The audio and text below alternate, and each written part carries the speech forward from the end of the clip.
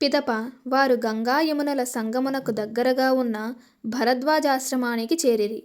ఆ మహర్షి కఠినమైన వ్రతములను ఆచరించుచు ఏకాగ్రచిత్తుడై తపస్సు చేత దివ్యదృష్టి కలిగిన నిత్యాగ్నిహోత్రుడు.